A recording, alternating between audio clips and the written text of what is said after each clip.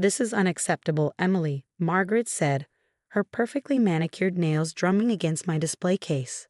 "A Palmer woman running a bakery?" She spat the last word like it was poison on her tongue. "What will people think?" I took a deep breath, counted to 3, and kept frosting the wedding cake in front of me. After 2 years of marriage to her son James, I learned that engaging with Margaret Palmer's criticism only made things worse. "Mom, please," James said from behind the counter where he was helping me prep for tomorrow's big order. "Emily's business is doing great. The bakery's gotten write-ups in 3 magazines this month alone." Margaret's eyes narrowed. "Local magazines, dear. Hardly the kind of press the Palmer name should be associated with. My name is Emily Palmer, though sometimes I still feel strange using that surname. At 29, I built Sweet Dreams Bakery from nothing but determination and a handful of family recipes. My grandmother had taught me to bake when I was little, standing on a stool in her kitchen as she showed me how to make the perfect pie crust. Now her recipes were the foundation of my growing business. But to Margaret Palmer, no achievement could outweigh the fact that I came from common stock, as she loved to remind me. When James and I met at a charity event 4 years ago, him a successful corporate lawyer, me catering the dessert table, Margaret had done everything in her power to break us up. She even tried to bribe me to leave him, sliding a check across the table at our first private lunch together. I torn it up in front of her.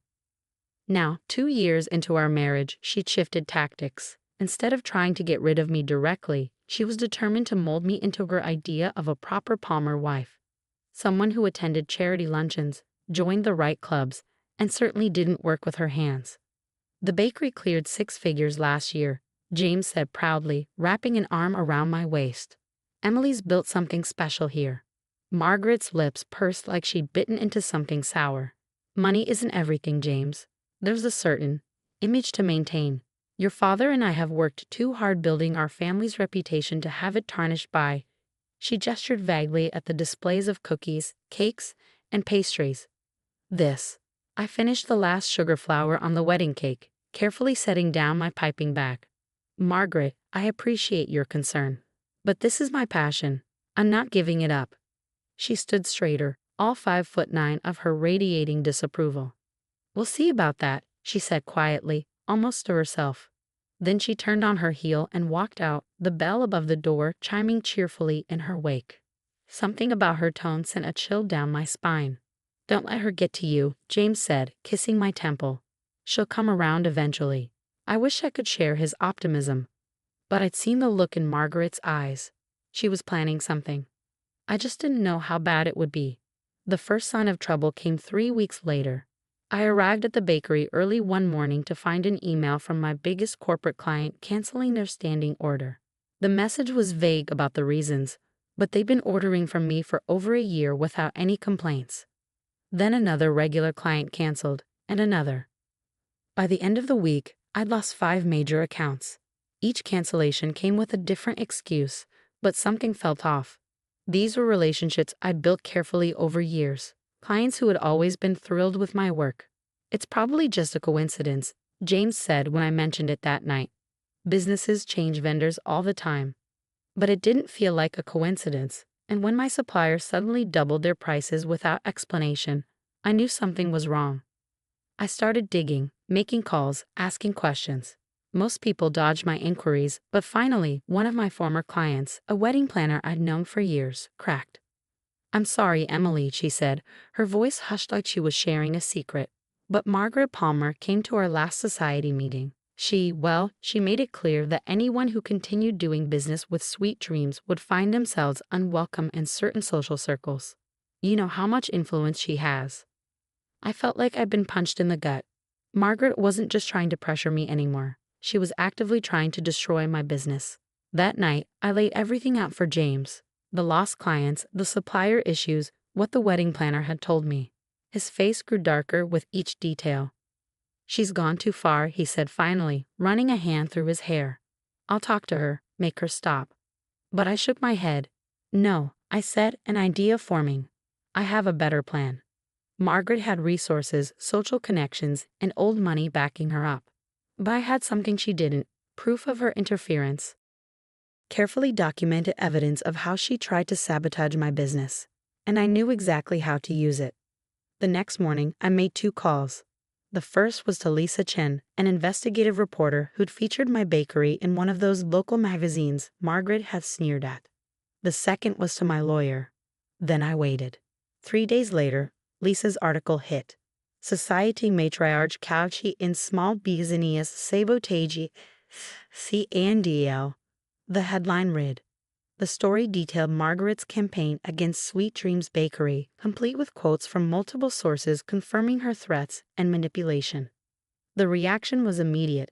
Margaret's phone started ringing off the hook as other society wives scrambled to distance themselves. The charity boards she sat on suddenly had scheduling conflicts when she tried to attend meetings.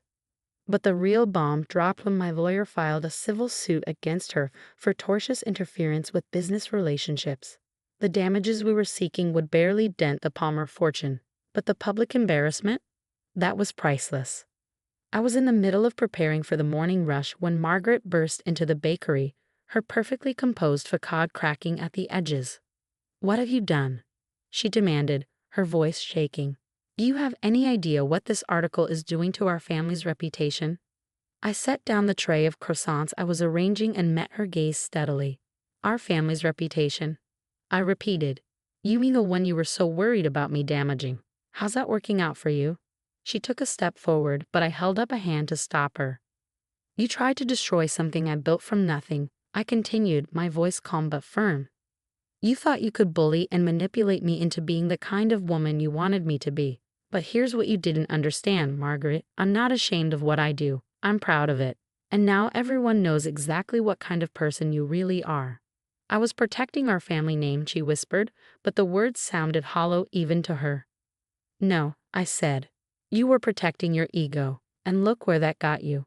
The bell above the door chimed as a customer walked in. I turned away from Margaret, greeting them with a warm smile. "Welcome to Sweet Dreams. What can I get for you today?" When I looked back, Margaret was gone. The weeks following the article's publication were a whirlwind. My phone wouldn't stop ringing, not with cancellations this time, but with new orders. People who'd never heard of Sweet Dreams Bakery before were suddenly desperate to try my pastries, drawn in by the drama but staying for the quality. I had to hire 3 new staff members just to keep up with demand. The lawsuit against Margaret was moving forward, but something unexpected happened during the discovery phase. As our lawyers dug deeper into her interference, they uncovered evidence that she hadn't just threatened my current clients.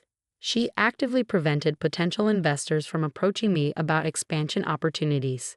She intercepted at least 4 different business proposals, my lawyer explained during a meeting, including one from a major restaurant group interested in featuring your desserts in their upscale locations. The revelation hit me hard.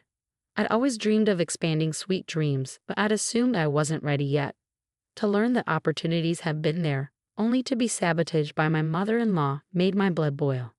James was furious when he found out. He'd been supportive throughout everything, but this pushed him over the edge. "She had no right," he said, pacing our kitchen one evening. "Those were your opportunities, your chances to grow. Who does she think she is?" I watched him, noting how the past few weeks had aged him. The strain between him and his mother was taking its toll, though he never wavered in supporting me. "What are you going to do?" I asked quietly. He stopped pacing and met my eyes. "I'm going to talk to Dad." Robert Palmer, James's father, had been notably absent from the drama so far. A quiet, business-minded man, he'd always stayed out of his wife's social machinations. But he was still the head of Palmer Industries, and his opinion carried weight. The meeting was set for dinner at their mansion, the same dining room where Margaret had hosted countless society gatherings, where she first told me I wasn't good enough for her son. Now, sitting at that massive table, the atmosphere was thick with tension. Margaret hadn't said a word since we arrived, pushing food around her plate while Robert listened to James detail everything she'd done. When James finished, Robert set down his fork and looked at his wife of 30 years. "Is this true, Margaret?" he asked, his voice quiet but firm. She lifted her chin defiantly. "I was protecting our family's interests by sabotaging our daughter-in-law's business, by hiding investment opportunities from her." Robert's tone sharpened. "That's not protecting our family. That's letting your pride destroy it." "She's beneath us," Margaret snapped, her composure finally cracking. running that common little shop, serving anyone who walks in off the street. It's embarrassing. Robert's chair scraped back as he stood. No, Margaret. What's embarrassing is your behavior. Emily has built something remarkable with her own two hands. She's shown more business acumen and integrity than you've displayed in this entire situation. He turned to me, his expression softening slightly. Emily, I owe you an apology. I should have stepped in sooner, should have seen what was happening. But I'd like to make it right. From his briefcase, he pulled out a folder. This is a proposal from Palmer Industries. We'd like to invest in Sweet Dreams Bakery, properly through official channels. We'll provide capital for expansion, but you'll retain full creative and operational control. It's your business, your vision. We just want to help it grow. Margaret's face went pale. Robert, you can't be serious. I am, he cut her off. And there's more. Margaret, you're stepping down from all your charity board positions, effective immediately. Your social campaign against Emily ends now, or there will be consequences. Consequences, she whispered. Financial ones, Robert said firmly. Don't test me on this. I looked at the proposal in front of me, then at James, who nodded encouragingly. This was more than just an investment offer. It was a reshaping of power dynamics, a clear message about where the family's priorities lay. I'll need time to review this with my lawyer, I said carefully. Robert nodded. Of course. Take all the time you need. As we drove home that night, James reached over and squeezed my hand. You okay? I thought about everything that had happened, the sabotage, the exposure, and now this unexpected turn of events. Yeah, I said finally. I think I am. The next few months transformed Sweet Dreams Bakery in ways I'd only dreamed about. With Palmer Industries' investment, I opened 2 new locations, each maintaining a warm, personal touch that had made the original shop special. My grandmother's recipes were still at the heart of everything we did, but now more people could enjoy them. Margaret, true to Robert's demands, retreated from her social circles. The lawsuit was settled out of court, with a substantial donation made in her name to a fund supporting small business owners. The irony wasn't lost on anyone. 1 year after the article that had exposed everything, I stood in my original bakery, watching the morning light stream through the windows. The display cases were filled with fresh pastries, the air rich with the smell of baking bread. The bell above the door chimed. It was Margaret. She looked different, smaller somehow, without her usual armor of designer clothes and perfect makeup. She approached the counter hesitantly. Emily, she said, her voice quiet. I'd like to order a cake. For my granddaughter's first birthday next month. I studied her for a moment. This wasn't a peace offering, not exactly. But it was something. An acknowledgement, maybe, that some things were more important than social status.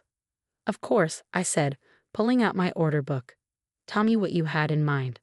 As we discussed designs and flavors, I realized something. I'd won more than just a business battle.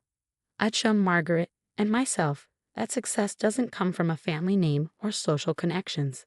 It comes from passion, integrity, and the courage to stand up for what you've built. Sweet Dreams Bakery wasn't just surviving anymore, it was thriving. And the best part? I'd done it my way, on my terms. The bell chimed again as Margaret left, order slip in hand. I watched her go, then turned back to my work. There were cakes to bake, dreams to build, and a legacy of my own to create. And no one could take that away from me.